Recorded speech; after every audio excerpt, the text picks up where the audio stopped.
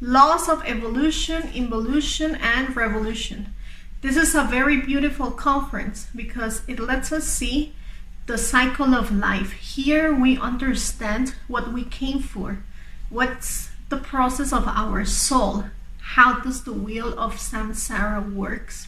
Okay, so with the title, we're talking about 3 laws. Evolution and involution are mechanical laws, which means that there is nothing much we can do about it unless we awaken. So it just happens because it's part of the universe. And revolution, it's the law that goes against it. That's what makes it that when we wake our conscious, it makes us be able to go against the laws of evolution and involution. Okay, so evolution, we understand it like something that is growing, right? And then when we talk about involution, we think of something that is going down, like money. Okay, so we see that money goes up and then goes down, and its value some will go up again and then down, and all of a sudden another currency comes or something happens. Okay, but we never see the good and the bad thing of it.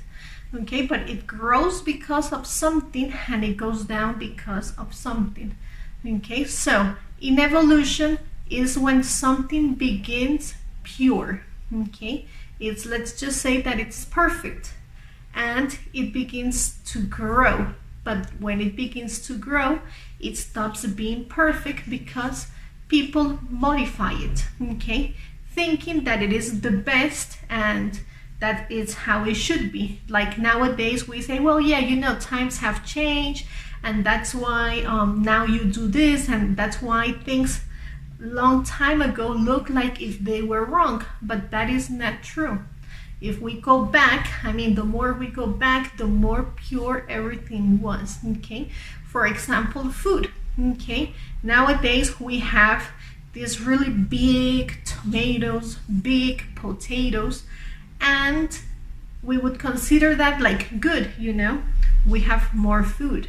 But if we analyze it, those tomatoes and those potatoes were better years ago when everything was natural and they were in their normal size. They had more vitamins, they tasted better. Nowadays, they are way too big, they don't taste the same, they are not as good as those little ones were for our body.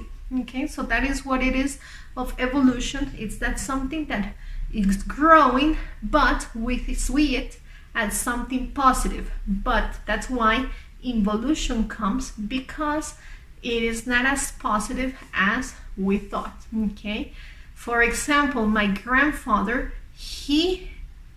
if he studied until 2nd grade, that was a lot. Okay, I mean, he hardly only knew how to sign, but he had his own store and he sold a lot, and in his mind he could add everything without needing a calculator.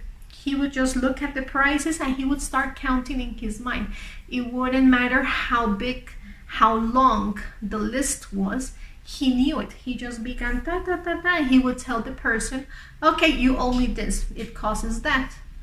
And we see nowadays that we need a calculator for everything. We need a machine and we just scan it and it adds everything up. So we call that like technology. That is evolution. That is great. But what is that evolution doing with our brain? Okay, is it making us smarter?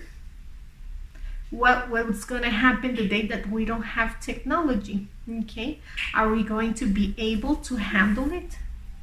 So that's what evolution and involution brings. Okay, it's something that it was pure and it started growing, but since it starts growing, it begins to be modified through time, and then it will make it come down again. Okay, and that happens with old civilizations, with all our life. We see that we are different and we have different how would I call that, experiences, that some were growing and then they become worse. Okay, But when we learn from it, then when it happens again, that's where revolution comes. We learned the lesson, so we say, oh no, not this time. This time we're doing this different because we learned the lesson. So that is just part of the cycle of our soul. Okay, so that's what we're going to see. It is really I love this conference, really. It's one of my best conferences that I really like, because it's really deep. Okay, so we're going to see the evolution of the souls, okay, since it came out of the source, okay, that source of energy, however anyone wants to call it, it came from that big source of energy, okay, and these are all the souls that are there, okay, so those souls are virgins, okay, they have nothing bad inside them, okay, they are just pure, they are pure love, okay, but they're like babies, they don't have much knowledge, so that's why they come to planet Earth and they begin in the cycle, in the wheel of the samsara, okay.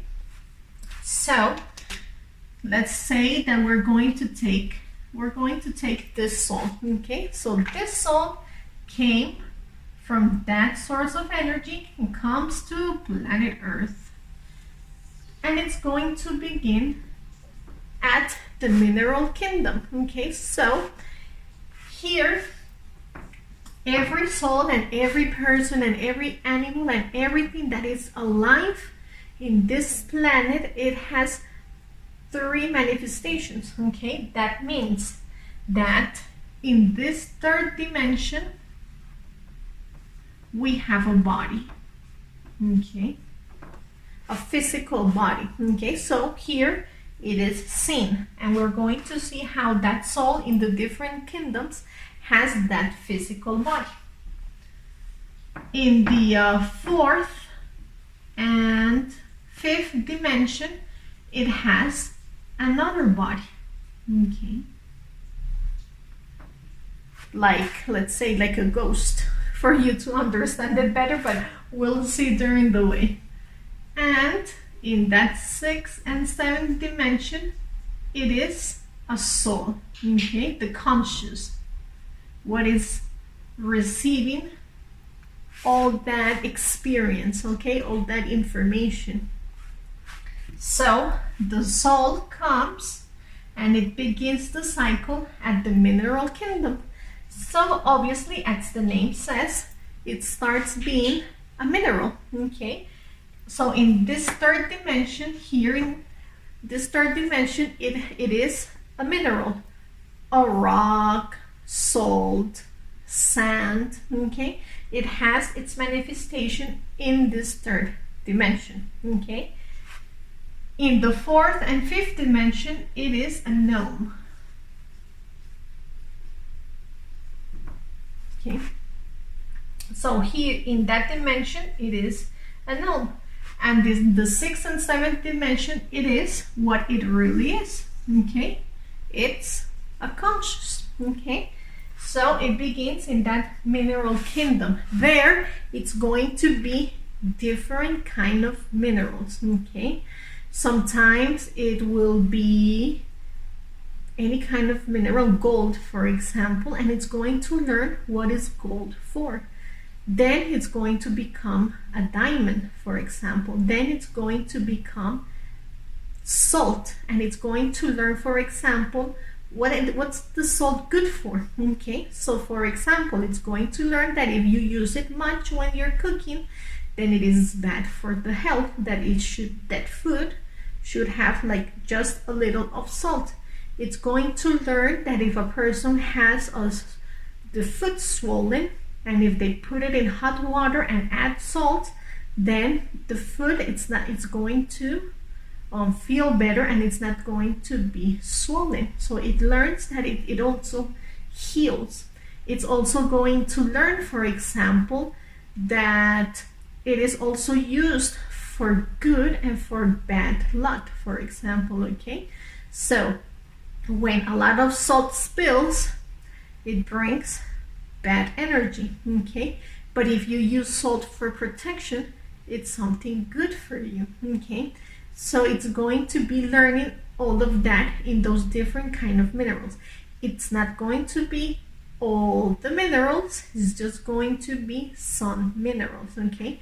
Because when those salts come out, it comes out from one of the 7 rays, okay? And each ray has a different purpose, okay? For example, there is a ray of love, and that's where people who like music, art come from, okay? They have that special feeling with that connection of love, poetry, writing, okay? So they come from there. There is another ray that it's the ray of death. That means that people who are in the army, in the navy, in the police, or against it, okay, in the other side of the group, they all come from that ray, okay? They have the guts to be in a war, okay? Other comes from the ray of medicine, for example. They are the ones who touch blood, something looks disgusting, but they don't feel it like, oh, gross. No, I mean, they have that love to heal people and touch it and press it and make that thing come out, or have somebody in their office and they throw up and they don't feel like, oh, how gross, like I would do. Okay, so it's because they come from a different ray. So there are 7 rays, but that's not today's conference, but just to keep it in mind why we are not every mineral, okay? So we're just depending from the ray the salt came from, it will be certain minerals, okay? So he's going to start learning. This is its soul, okay? Could you see it from there? Here, okay. I think I like it in red better. So this is the soul that we took, okay? This one. So it's going to start learning positive things that we already talked about, but also it's going to start learning negative things, okay? So for example, since it's a gnome, it has to go to school, okay? In that 5th dimension, there is a school, okay? 4th and 5th dimension, there is a school and it must go to that school. But what happens?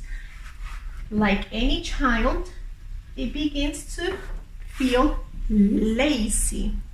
So there you go, you have something that it has learned, okay? And it feels lazy, and he says, no, I don't want to go there every day, or it's too early, I don't want to go, okay? So it learns also to lie, okay? So it lies, and it tells its parents, yeah, I'm going to school, okay? But on the way, oh no, it's not going to school, okay?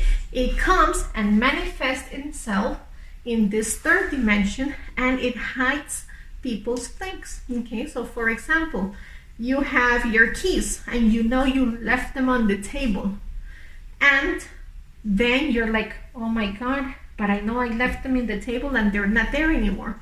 And you just look and look for them everywhere, and that gnome is laughing. Okay, he's having a blast. He's there cracking up, seeing how we look for something, okay? So it enjoys doing those kind of things. So it begins to become spoiled, okay?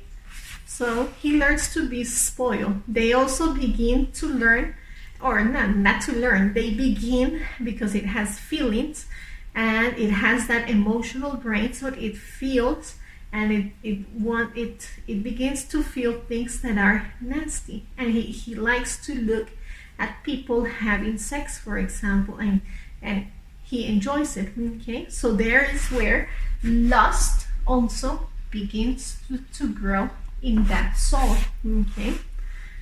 So we see how different things start there growing inside it. So it becomes, that soul begins with those two opposite, good things and bad things, but later on you're going to see why, okay? It's really interesting to see how it has to be like that, okay?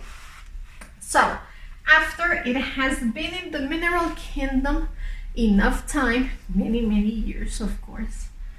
Then it's going to be connected to the vegetable kingdom, okay? If you're asking yourself, and who does this? Well, Anubis is the one who connects and disconnects them, okay? He's the one who gives the order that soul is ready to go to the next grade. So he goes to the vegetable kingdom, okay? So here in this physical dimension, we see a carrot, okay? There you go. But that carrot has a body in that fourth and fifth dimension, okay? So it could be the body of a little boy, for example, okay? It could be the body of a fairy, okay? So it depending on whatever vegetable it is, it's going to have a different physical body, okay? But always showing something that is tender, okay? That is sweet. So in that vegetable kingdom, it's going to learn the good things about every vegetable, well, not every, of some vegetable, okay?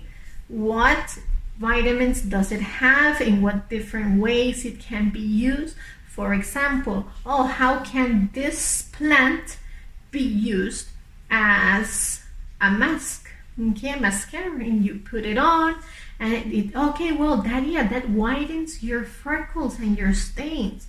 There, it's that soul that is learning the good things of being that plant, okay? But it also learns negative things, okay? For example, it learns to be selfish. For example, pine trees. Haven't you seen that when you go to the forest and there are pine trees, nothing grows around it, okay? That space, it's only for him. And really, you look at the floor and you could see that there is no other plant around it growing, because it is selfish, okay? And it produces something that it makes that in that ground nothing else will grow. And you could see the distance between every pine tree, okay? So they are really selfish, okay? They are individual, and each one has its own space, okay? Also with the plants, they learn, no, actually they don't learn. They feel scared. They feel love, okay? It is really cute. They feel how, I forgot, envy, that's the word. For example, when you have different plants at home, and in the house, there's one that the person likes more. And maybe because it sees like, oh, well, it has the most beautiful flowers of all. And the person has that preference for it. Or it was a present, okay? So they have more love for that plant because it's a present from someone they love. So the rest of the plants could feel it, okay? And they see that, well, they always water this plant first, or they're always worrying if there is too much sunlight hitting it. So they take it and put it in another place, okay? But they notice that they don't take much care of the others. So they start feeling envy, okay? They also feel pain, they feel scared, and there has been many experiments done, and that is really nice to see how they put on in the plants, well, I don't really know the name, but they put something on the plant where they can feel, yeah, they can feel its feelings. But that's how it is, okay?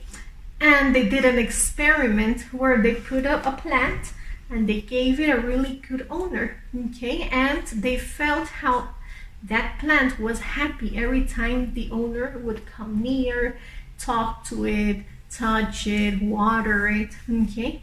But then they changed its owner, okay? And then this mean gardener came, and it began to pull its leaf, treat it bad, tell it bad words, and then, I don't remember the name, but with that machine that they cut the leaves, he would pass it around it and heard it, okay, and they saw how the levels of that plant changed and how it began going like this, because it was really feeling like how we would feel, okay, really, really scared.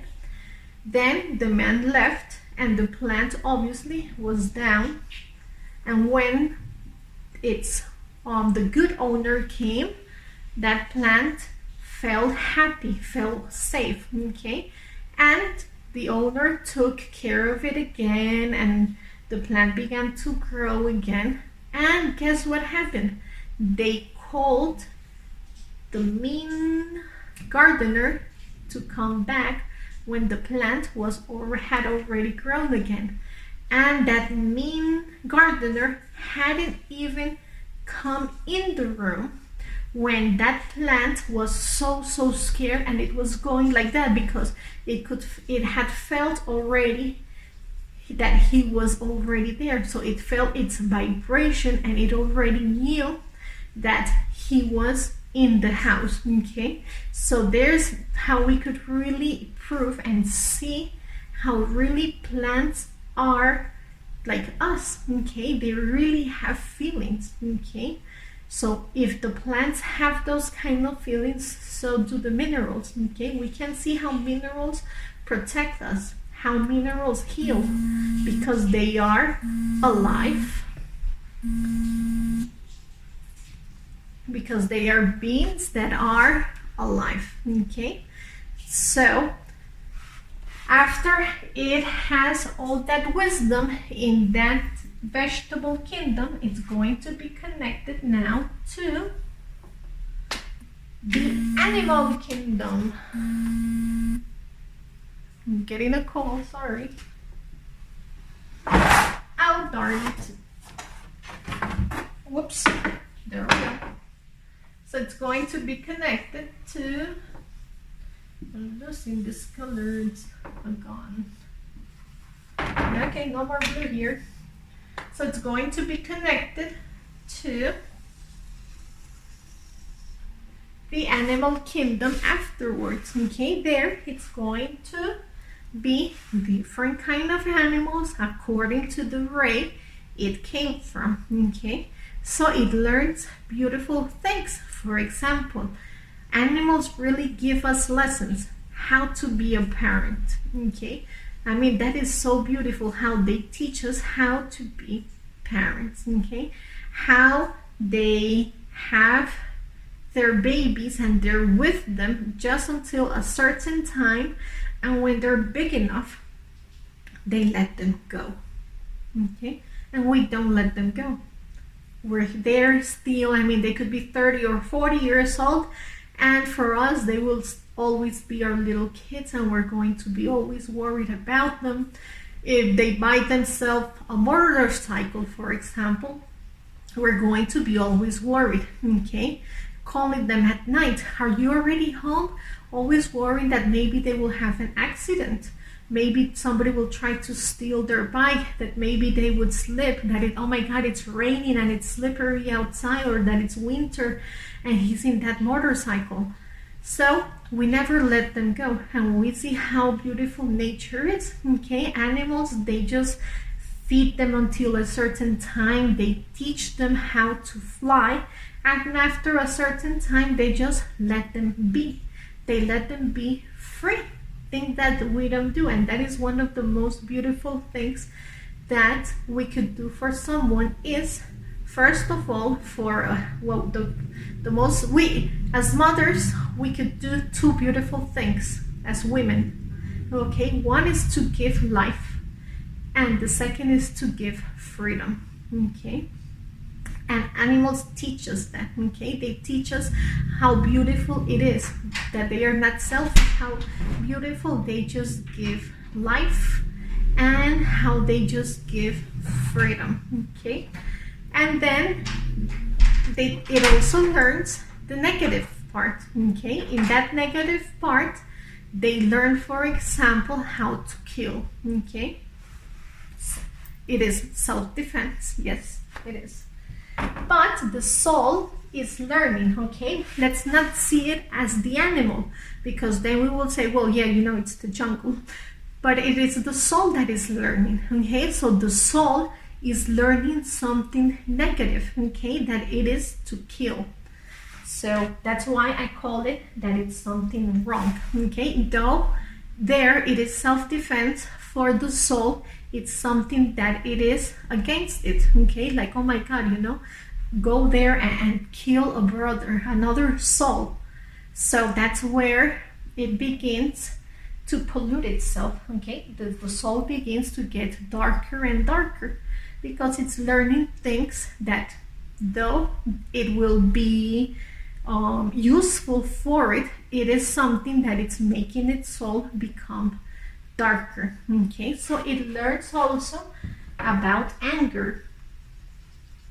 Okay, we see how dogs get anger and they don't like everybody. Okay, they are overprotective too.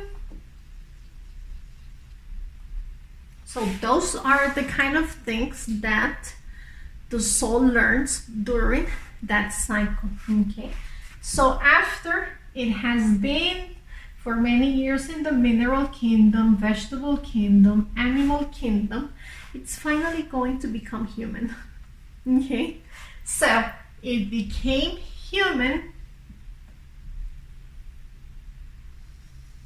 and it goes to the human kingdom. Okay, but that human kingdom, being human, it's going to be in these two kingdoms. Okay, and it has a total of 108 lives. Maybe you're asking yourself, why 108? Why not 109? Why not 90? Okay, it's only that it is according to the Kabbalah. Okay, so they are esoteric numbers that have a meaning. Okay, so 108 lives, which are divided 54 lives in the human kingdom and 54 lives in the humanoid kingdom. Okay, so that's how they are split. Okay, so since it just came to that human kingdom in its first lives, it goes and it's going to arrive here in the tribes. Okay, it's going to be an Indian. Okay, and let's see how smart they are. I mean, who taught them? If they live in the forest, if they really live not near to, how would I call that, civilization. Okay, they are really far away from civilization. How do they know how to heal themselves? Okay, because for example, they have someone has a toothache in the tribe, and somebody knows, oh yeah, just chew this plant and it will take the pain away.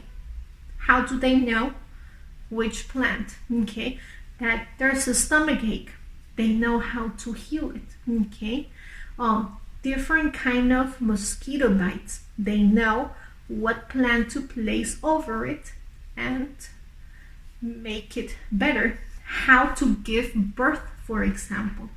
Okay, they just know how to act and how to do it. Why do they have all of that wisdom? Because they just came from the other kingdoms, so their conscious is awakened. That's why they don't need a clock. They just look at the sky and they know the weather, they know the time, they even know what's going to happen in the future if they start studying the sky. Okay, so it's really, really interesting how much how much wisdom they have inside them. Okay, where did they learn it? Who taught them? Okay, it's because they just came from those kingdoms. Okay, so their conscious is still awakened, but it is the law of evolution. So evolution is this side, the first 4 kingdoms, it's evolution, and the other 4 kingdoms are in involution. Okay, so the soul, it's already open and it has that wisdom.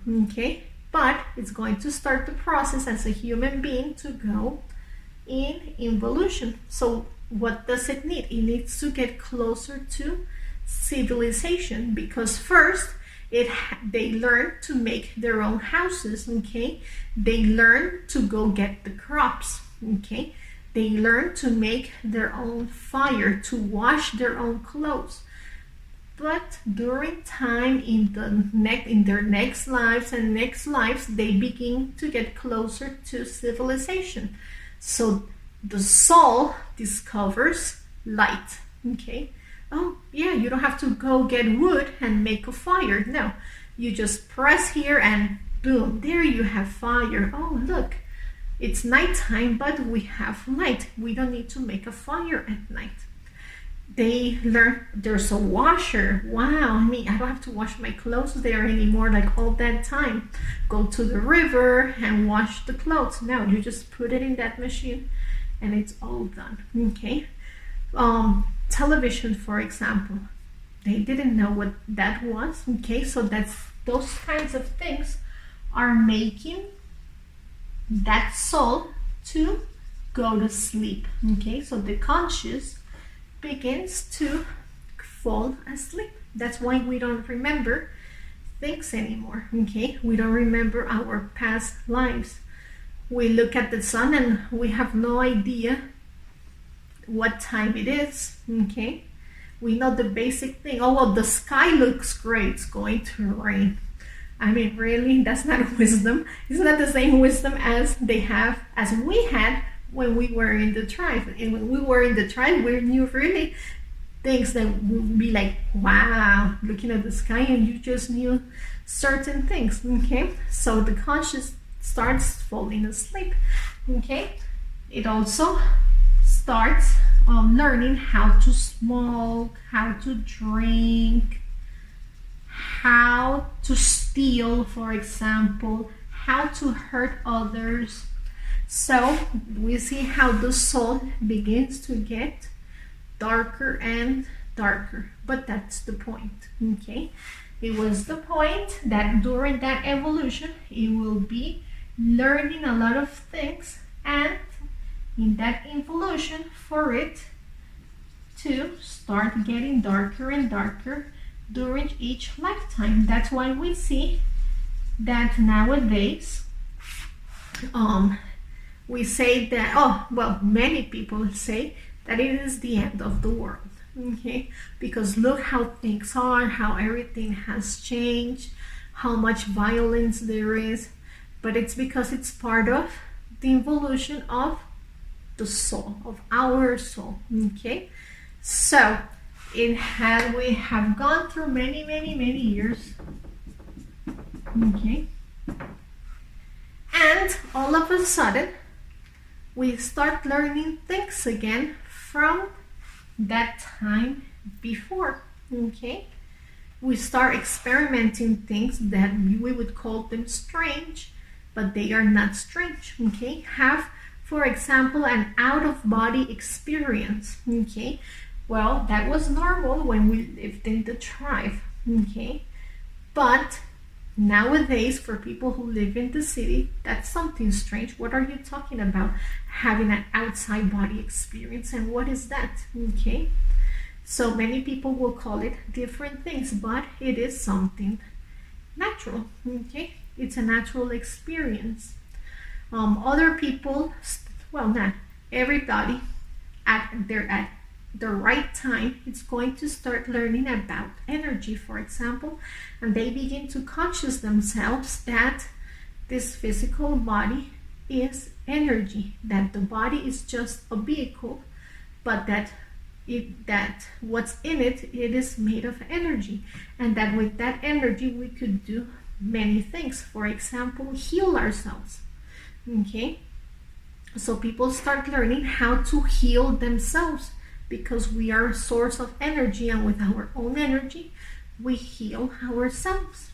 How? With their own energy we could send it to somebody else and heal them too. Okay, the power of the mind. And then later on, I mean, it goes little by little. We don't get all of this information one of a sudden, because we will go nuts. Okay, other people will experience seeing people who are dead, and they will see, or maybe freak out and say, oh my god, I can see the dead. But that is something normal, that is something natural. Okay, they're always there, and the normal thing is that everybody would be able to see them. Okay, so people start experiencing things that are from a conscious that is awakened. But since our conscious is asleep, we see everything strange. Okay, but it is starting to awaken to let us know what we're here for. So when these strange things start happening to us, we start looking for information, and we start asking ourselves, then what am I? Who am I?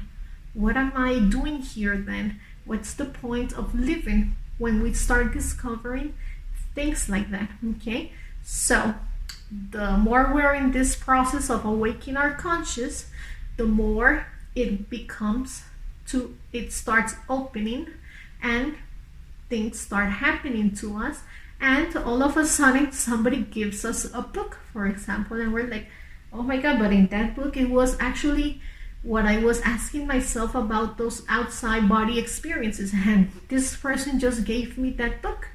Or you're walking in the street and somebody gives you a flyer about chakras, how to remember past lives, and you're like, oh my god, well, it's destiny. Yeah, well, it's not destiny.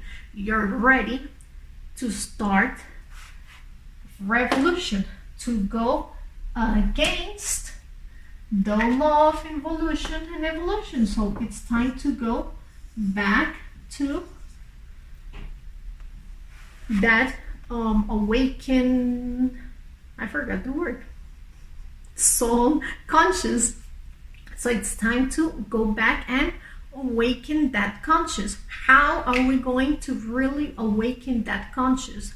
We're going to awaken that conscious working with three important things. Okay, first of all, we're going to work on our psychic.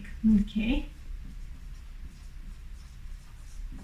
so here psychology is really, really important, and it is so important that the point of this was for that specific thing. And you must be asking yourself, like, wait a minute, I mean, what do you mean that the soul went in involution and it began to become lazier and lazier and telling more lies and doing bad things? If that's what it had to, what does that have to do with psychology? That means that you're going to start taking one of those things, one of those bad things, and you're going to study that piece. Okay, so for example, I took out on laziness. Okay, and you're asking yourself, well, yes, okay, I'm going to study my laziness. And you start there thinking like, okay, well, let me remember when I was a teenager. Why was I lazy?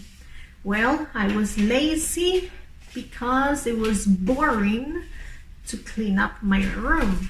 Yeah, that for everybody it's really boring. Okay, so there you go. You discover that one of the things that makes you become lazy, it's because it is boring. When something is boring, you don't want to do it and you feel lazy. Okay, also because it's not something that I wanted to do, for example. Okay, so it was part of a rule, you know, parents' rules in the house. You have to keep your room clean. Okay, so when you have rules, it is boring. That's why people like going against the rules, and when we go against the rules, we feel happy, and because we feel joy inside us, and it's fun to break the rules because it's to go against the system. It's to go against something that we don't like. Okay, so that's why it's part of being lazy. It's boring, so rules are also part of it. Okay, then I just keep thinking about it. Okay, but it is also selfishness. There we go. Selfishness. Now, and why selfish? Well, if we start studying it, I mean, dad and mom had to go to work, okay? They woke up early and left us our lunch mate. And then they woke us up for us to go take a shower. Imagine when we were smaller, they even took us in the bathroom and they would shower us. Okay, that's their time, and they did that.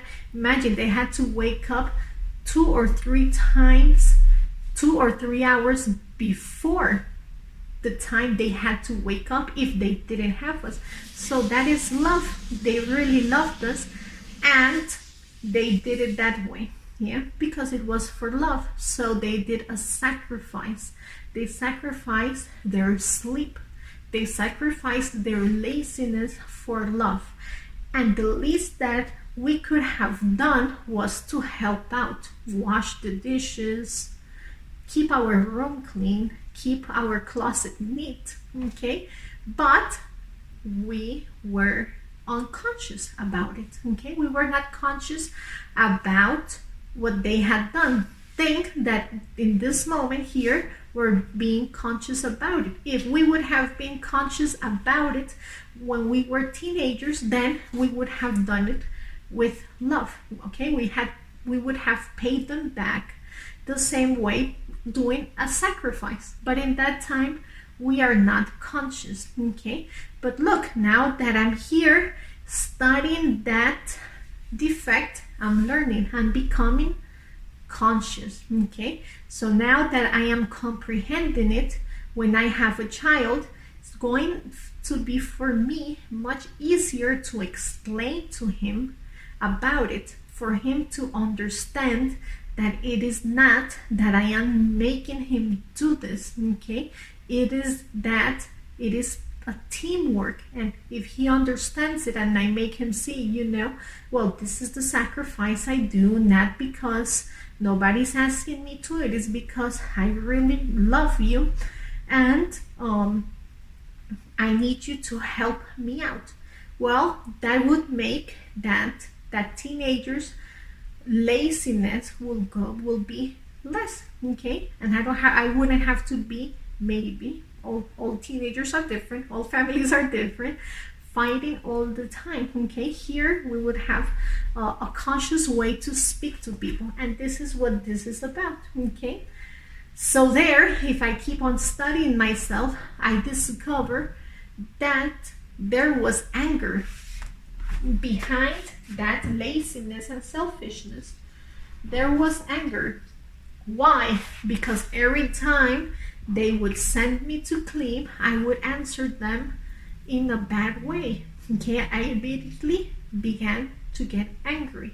Okay, well, it's my room. What do you care? I know where my stuff are. Why do you have to keep looking in my clothes? Yeah, so we answered them back. Well, I clean it whenever I want to. Things like that, but we wouldn't say it in a nice way, okay? We were mean, okay, because there was anger. So why was there anger? Okay, what does anger have to do with laziness? Well, anger, it's a way to cover laziness.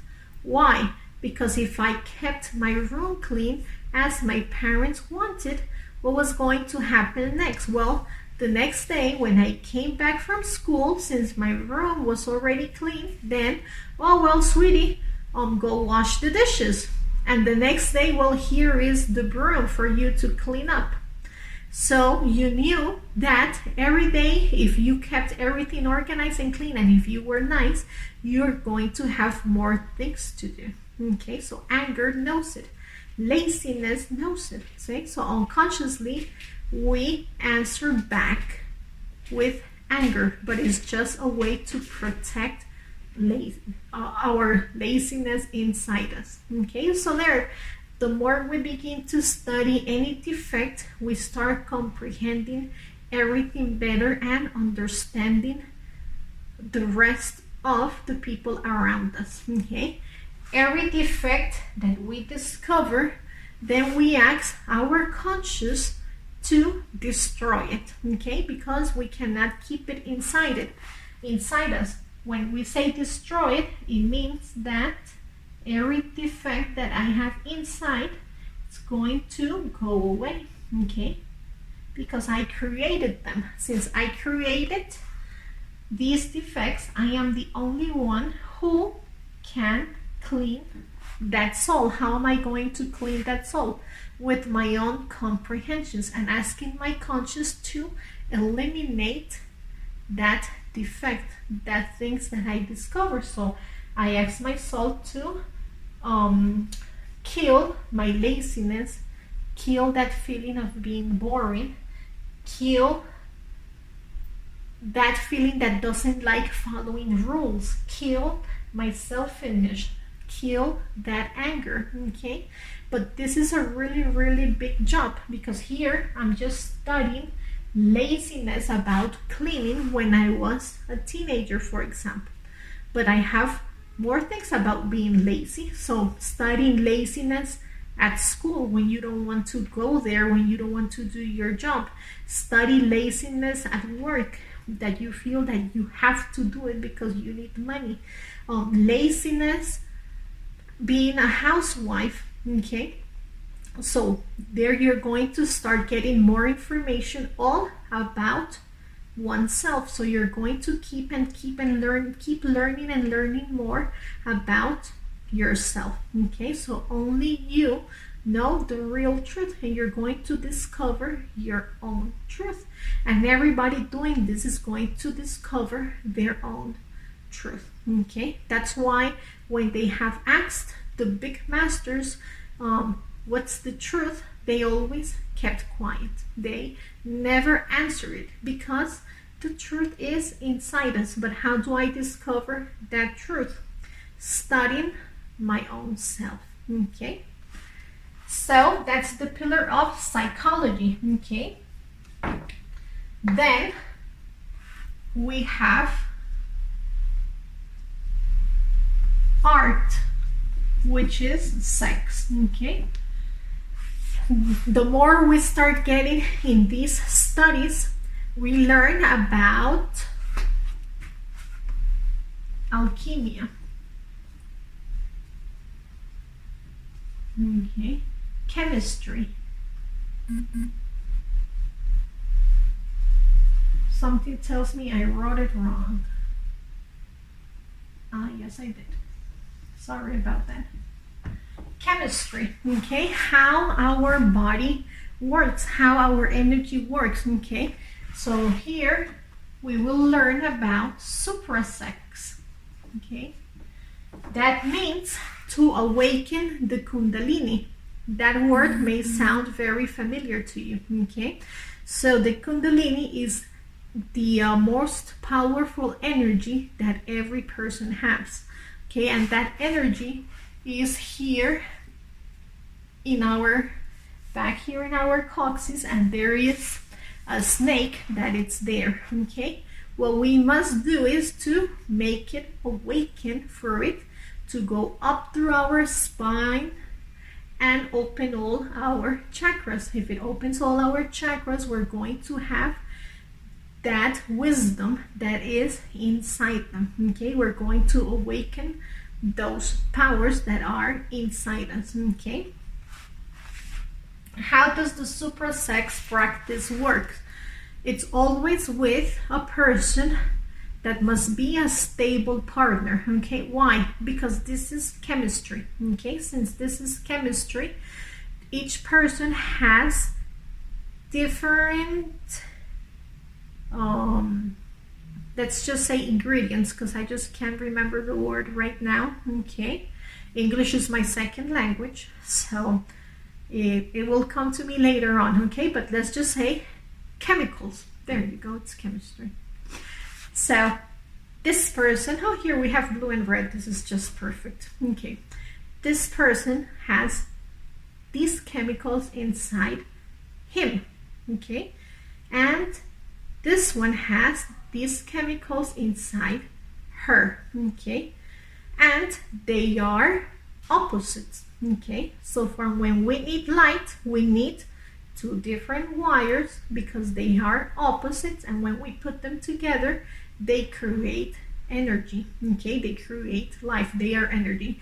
They come together. They are different poles of energy. When they come together, they make a creation and they become light. Okay, so that's why it must be a stable partner, because each person has their own ingredients and only they come together, and it's like cooking. Okay, you're going to cook a certain recipe. You only need those ingredients. If you add another recipe and then another, that means if you have one partner and then another, you're adding to that creation different species, and then it's not going to be what you were cooking at the beginning. It's going to become something crazy.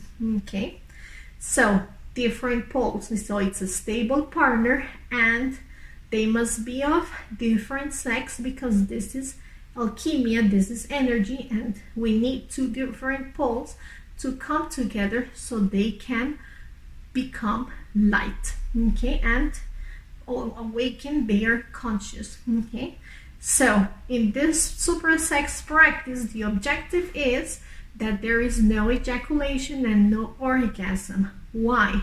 Because what we throw away during sex, the sperm is alive. Okay, imagine we throw millions away and we only needed one to make a human being, so we're throwing away all that life. So what this practice does is that it takes that energy and those waters and it absorbs it and heals this physical body. Okay, so the person becomes stronger. Okay, it awakens the soul, it opens the chakras, because it will come all up through the spine. It creates the different bodies of the being for it to have a manifestation in those different dimensions. Okay, so that it's something that I think you guys already saw it in a conference before, and if not, you could search for it here in the other videos. Okay, so it does really some amazing things that many people have done with them. Okay, and me myself work in that practice, so I could tell you that there is nothing that's going to go against your body, that it's going to make you sick, or I'm not talking about something that I do not know. Okay, so like any sex practice, kisses, caresses, okay, then penetration, movements, okay, but you're going to be always observing yourself. What for? So you don't get to the orgasm or ejaculation, because that happens in seconds. Okay, so you're going to be always watching. When you see that you're close for that to happen, you're going to start the breathing process. Okay, so it's a normal sex practice until there. Okay, kisses, caresses, penetration, movements. Once you feel that you're close to having an orgasm or an ejaculation, you're going to begin the breathing process. Breathe through your nose, take a deep breath. The air goes to your lungs, then it's going to go down to your stomach, then to your sexual glands. When the air is at your sexual glands, then you're going to hold it, like if you had to pee but you can't, you're going that same way. You're going to hold that air in. You're going to visualize how a golden thread is going to come from your coccyx, and it's going to go up right straight through your spine and comes here between your eyebrows. Once that golden thread gets here, you're going to pronounce a mantra and say E. Again, breathe through your nose. Goes down the air until your sexual glands. Hold it, okay? Visualize how a golden thread goes up through your spine, gets here, and there you exhale. Ah. Then once again, inhale through your nose.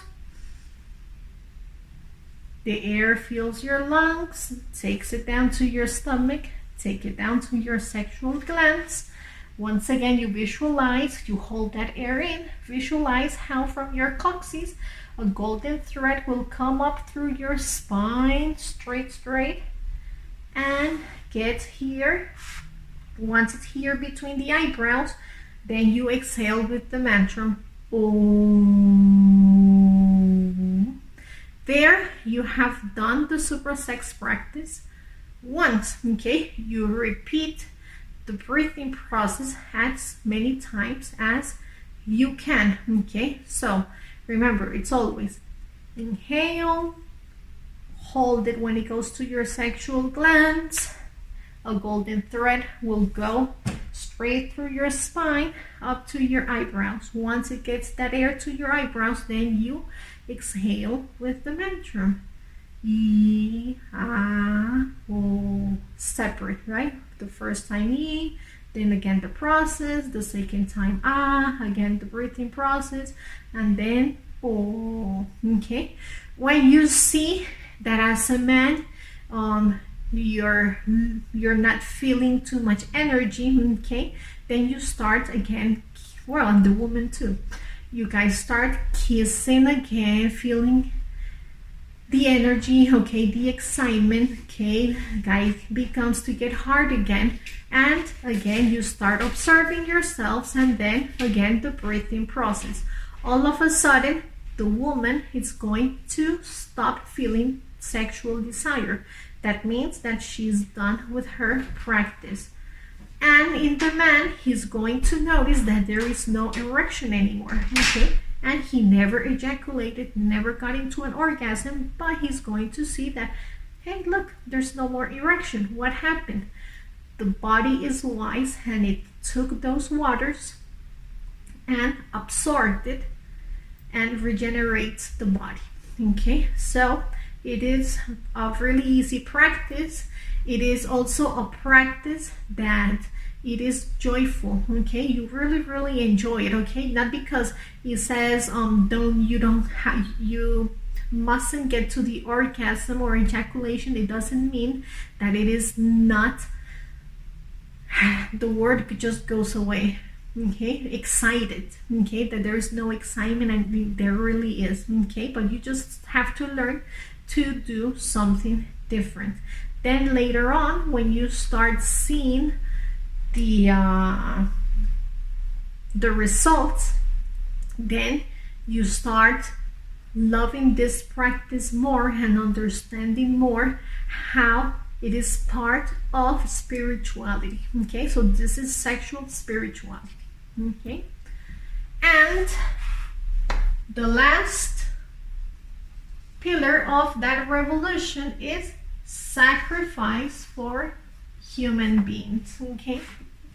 That sounds strange. What do you mean sacrifice for human beings? Yes, sacrifice for others, okay? So sacrifice is like when we were talking about the parents that they woke up 3 hours before because they loved us and they left us the lunch made. Well, when we start studying our own psychology and doing practices as astral unfoldment, meditation, remembering past lives, then we understand, studying our own psychology, then we understand why we must help others, okay? Because we have comprehension. So for example, if you're a person who suffers from anger, when you see somebody else that also suffers from anger, what happens when you have two people who are always angry together? Obviously, they're going to end up fighting, right? Because they both have anger. But when one of them studies anger, and then he has someone in front of him that was like how he was, he's going to see his own mirror, and he's not going to get angry anymore. It's going to actually make him laugh and remember himself and say, yeah, I used to be like that. That's how I was, yeah. But I learned different things that were pointing at me when I was like this person. That's why now I just don't go against him, because I understand him. So there is sacrifice. What was the sacrifice? The study. To take my time to study my own psychology. That is sacrifice, because you have a lot of things to do, right? But you take out time to study yourself. You take out time to help others. It was your time and your humbleness to be here next to this other person and let it be, and don't get angry, and understand him, because there is love. You have developed love, okay? Means that it doesn't mean that we don't love enough, okay? So the more we study ourselves, there is more love inside us, and love starts growing, and we learn to really love others. But why? Because it is a sacrifice, okay? To have time to meditate, to sit down and learn how to meditate, it takes our time, okay? To have an astral projection, it is time, okay? To keep our chakras working well, to have to do this sexual practice, everything is time, okay? And time is sacrifice. That's why it is sacrifice. We're sacrificing for growing as a spiritual person. But when I grow and my light begins to be bigger, then I lighten others, okay? And others that are looking for light, unconsciously they come close to us because they're looking for light, and the soul takes them to you, and you're going to start finding people around you that they're going to be asking you things, and you will be feeling like, wow, why me? Because the soul is sending them for you to give them that light. What is that light? This, what I'm doing here for you, okay? Teaching in your own words, in your own way, what you have learned in something that is free, okay? All of our conferences around the world, they are always free. We never charge for this, okay? Because it is the way for our soul to express itself and give light to that other, okay? So what happens, for example, if I am a candle, right? And I have here my light, but I give this guy light, right? And then I gave this one light. Is my light going to go away? No, right? Because it is my light, and it is up to me to keep studying, to keep helping it, for that light not to go away, not to turn off. That's what these other guys have to do too. They have to take care of that light. And when we put all of these lights together of the people that I have given, then how much light am I giving to the universe? We're really, really helping, okay? And that's what this is about. That's what that revolution, the law of revolution, is. Go against that conscious that was losing its light, okay? So we're going back and we are studying all those defects and what happens with the good things that it had learned.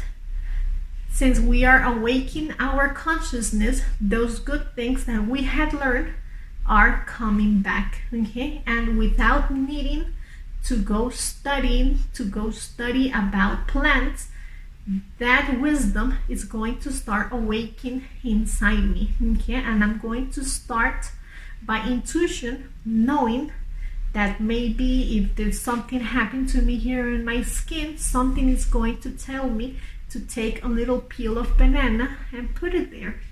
Who told me that? Nobody. It's because my conscious is awakening. The moment that it starts to awaken, then all of that wisdom that was there, what I had learned during those kingdoms since I came, start awakening, and I start knowing a lot of stuff. So you become your own guide, you become your own master. Here is nothing about following somebody else. This is only to discover yourself, discover who you are, discover your own wisdom, and follow your soul, follow your conscious, follow your own being. Okay, that's the point of these conferences. I hope you guys enjoyed these conferences, and in the website www.knowledgeofoneself.website you can see all of our different conferences, the different topics, and I will keep on putting more videos. If you guys have any questions, you could write here under, and I'll be more than glad to help you. If you guys have time and you would like to receive these conferences live, also write to me, and there are schedules where we can meet and have this conference live. Okay, thank you very much.